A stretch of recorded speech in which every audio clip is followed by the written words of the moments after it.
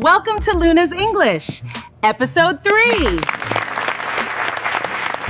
Welcome back to the Luna's English, the podcast teaching English in context so you can learn naturally. My name is Luna Starling, and on today's episode, we will be focusing again on American culture and day-to-day life here in the United States. Specifically, we will be talking about school schedules, summer break, and when back-to-school time is here in the United States. A little bit about me, in case you have not listened to previous episodes. I am an English teacher, teaching English as a second language, and I'm also a public school teacher. So I teach high school here in California.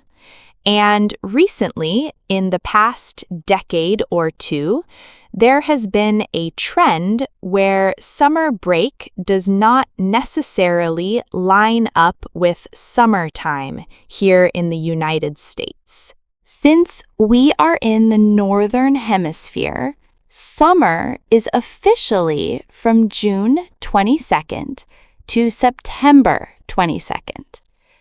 Those are our hottest months of the year and what is considered summertime here where we are.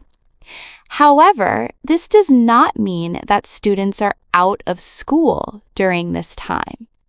Traditionally, in the past, any time before the 1980s or early 1990s, almost every school was out for summer break from June until September. There's a holiday called Labor Day here in the United States, which is always at the beginning of September, and traditionally, after Labor Day is when schools would start back and the new school year would begin. However, recently, there's been some trends where the beginning of the school year has moved up. It's become earlier and earlier. Again, these are general trends. This doesn't apply to every student, but the majority of students here in the United States, about 88% of public school students, are in school in August. The reason why it doesn't apply to everyone is that in the United States, there is no federal regulation about when school has to start or when school has to stop in most cases. Usually, states and local governments and individual school districts are able to set their own schedule and decide for themselves when the beginning of the school year is and when the end of the school year is. This means that depending where you live, what state you live in, and even what city you live in, school schedules might be a little bit different. For example, where I live, my school always starts the second week of August, but one of my friends teaches in a school district about 10 minutes away from me, and he had students for the first day of school on July 31st, very early to have a first day of school. When we look at the map of the United States, what we notice is that schools that are in the Northeast, so New York, New Jersey, Connecticut, Vermont, that area of the United States, they tend to start school later. They tend to still traditionally start in September, which would correlate more with the end of September. In the South, so Florida and Oklahoma and Texas, they tend to start in August. And then, when you get to the West Coast, you have schools that start in August, and even some that start in July, like in Arizona, or, in my case, in the city that's right next to mine. So the question becomes, why? Why is it that we have summer break, or what we call summer break, that ends in the middle of summer? Why is it that our students no longer have June to September off, but are in school in July or August? And like with most things, there's a number of reasons. There's a number of factors. So I'll talk about the most common ones and why they have had an impact on the shifting of our school schedules here in the US. Now, the number one reason, at least I would say here in California, is money. In California and in a few other states around the country, public schools get their money based on how many days a student attends school. So, for example, every day that your students are at your school gets a little bit of money. But when your students are not in school, when they're absent for the day, your school does not get that money. Because of this, in California, schools want to make sure that they're open on the days when students are at their home and are willing to come to school, and that the school is closed on dates when students might be traveling with their family and missing school. Because of this time around Thanksgiving and Christmas, New Year's, spring break, those tend to be longer breaks because students tend to travel with their families more. And when they're traveling with their family, they're not at school. And so the schools would not get as much money if they were open on those days compared to on different days of the year. So because of the need to extend certain breaks and have school days around different holidays, our beginning of our year has drifted earlier and earlier. Like I said, my school district starts in August, the second week of August, and I would say most school districts around me start either the beginning of August through maybe the third week of August. Another reason why we've had this change is because of state standardized tests. Now, I am a teacher, and I know that standardized tests are not the best way to determine if a student has learned something. Teachers like myself know that it's not the best assessment of how much a student has learned in the year. However, schools and the states take these scores very seriously. There's a lot of pressure that's put on state standardized tests and how well students do on them and what their scores are. Because of this, and because the pressure that's tied to these test scores, schools want to prepare their students as much as possible ahead of our test time. Usually, these tests are given in the spring, around April or May.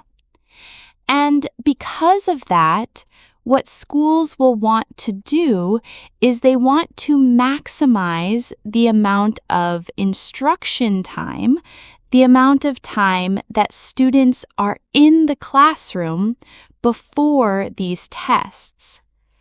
If school would start in August versus September, you can have an additional month before that test time. You can have an additional month to prepare your students. Or if you start in July, you could have maybe even an additional 2 months. That's a lot of time.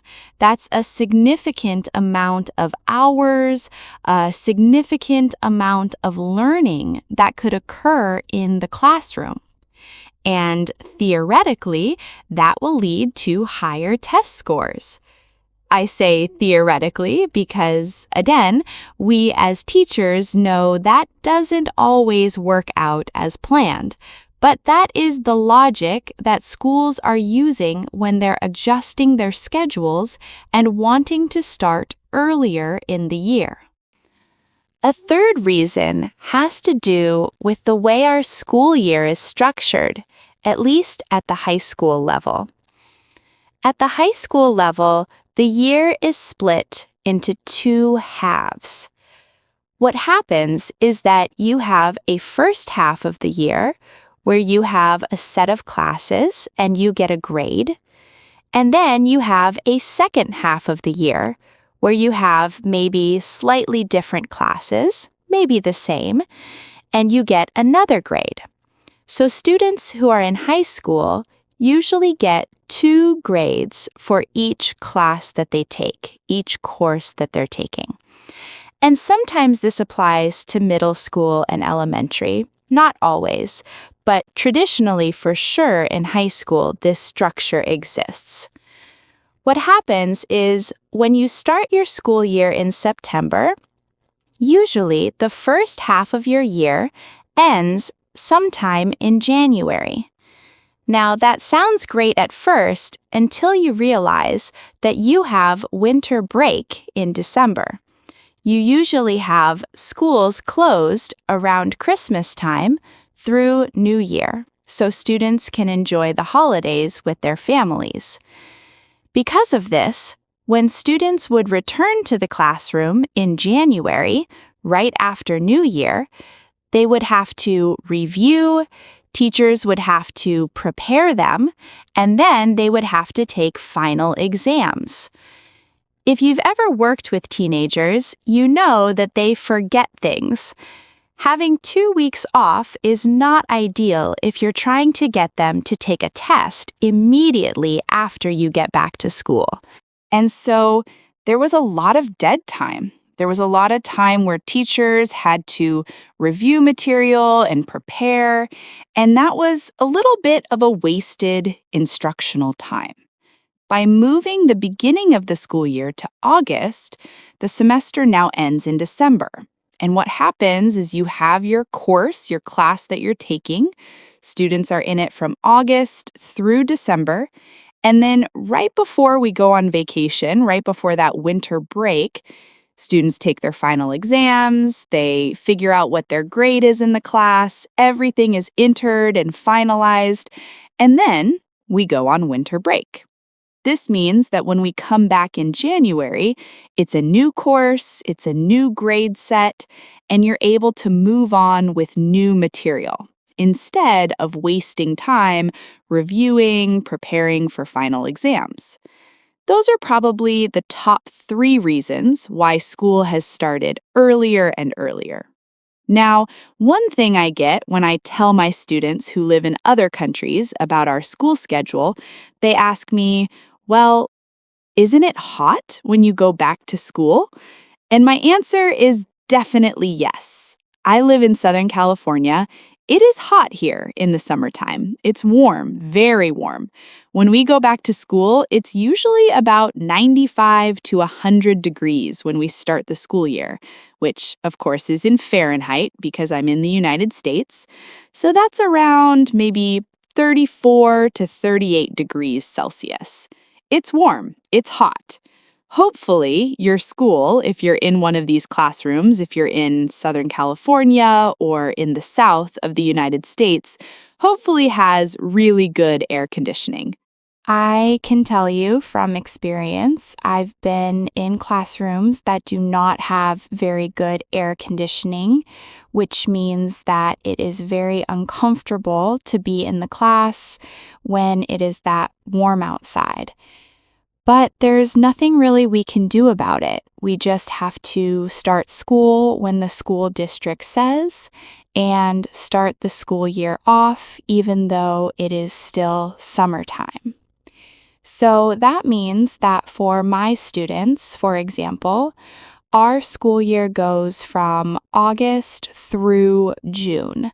We get done in June, and then they have their summer break, which lasts from about the middle of June to the middle of August.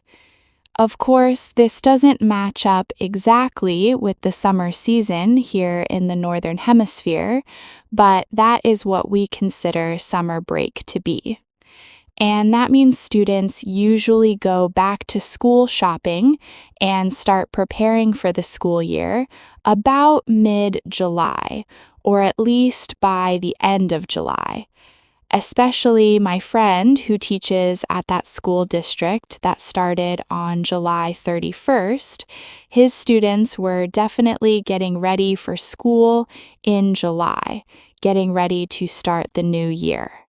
Well, I hope you learned a little bit about the American school calendar here in the United States and why the start of the school year has been moved up earlier and earlier. Even though we call it summer break, it doesn't necessarily correlate with summertime here in the Northern Hemisphere, and our school year starts pretty much in the middle of summer now.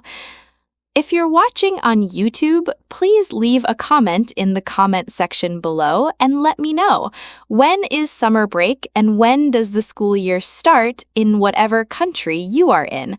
I'd love to compare the differences and just see how school calendars are different around the world. If you're enjoying this podcast and finding these episodes interesting, please leave us a rating on whatever app you are using to listen to this podcast. I would really appreciate it, and it helps other people discover the podcast and listen to our episodes. Please like and subscribe so you don't miss our next episode when it comes out next day. And until then, keep learning English.